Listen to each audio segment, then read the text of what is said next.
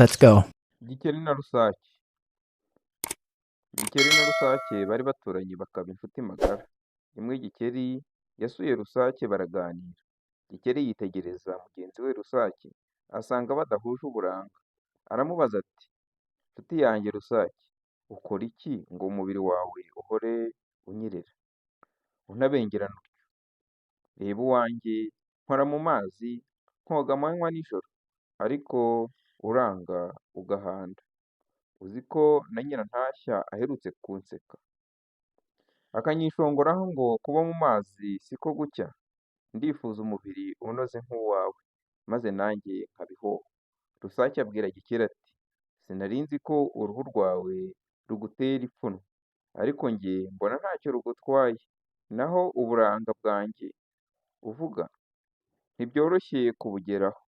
Buri gitondo umugore wanjye ashyira isafuriya ku ziko akayuzuza amavuta agacanira, yamara gucamuka Rusake atararangiza kuvuga, Gikeli amuca mu ijambo ati rekeraho, wivunika nabyumvise, nzabikurikiza nanjye mbihoho. Rusake yinginga Gikeli ngo akomeze amutege amatwi, undi aranga atera hejuru ati ibyo washatse kumbwira nabyumvise rugikubita, ntiwigore rero. Gikeli asezera bwangu yanga ko bamuherekeza. Gikeli si we warose agera iwe, ahamagara umugore we araza atumva rero umugore mwiza, inshuti yanjye Rusake inyunguye ubwenge. Uzi ukuntu umubiri we ubengerana disi we, ibanga rye narimenye, kuva ubu uwanjye ugiye kunyerera unabengerane nk'uwe.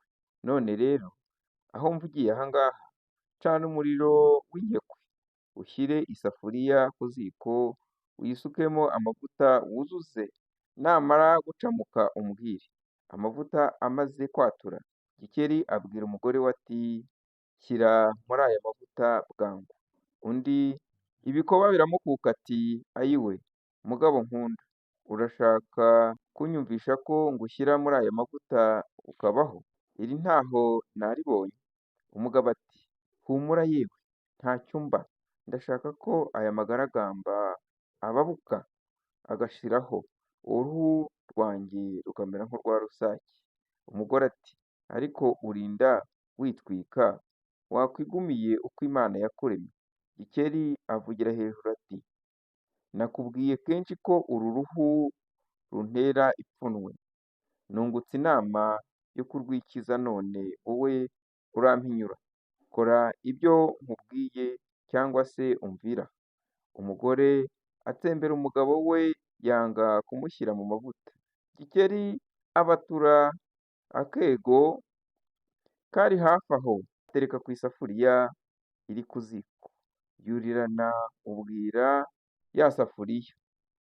Ya safuriya itirimuka ku ishyiga, amavuta ashyushye amumenekaho ku kuboko kurashya.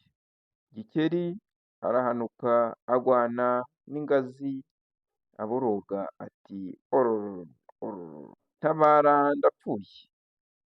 Umugore avuza induru ahuruza abaturanyi baraza bamufasha komora umugabo we Gikeli. Gikeli abwira abari aho ati murakoze kuntabara, nari mpfuye nzize inama mbi ya Rusake. Rusake agwa mu kantu, araterura n'ikiniga ati bavandimwe reka mbabwire uko byagenze.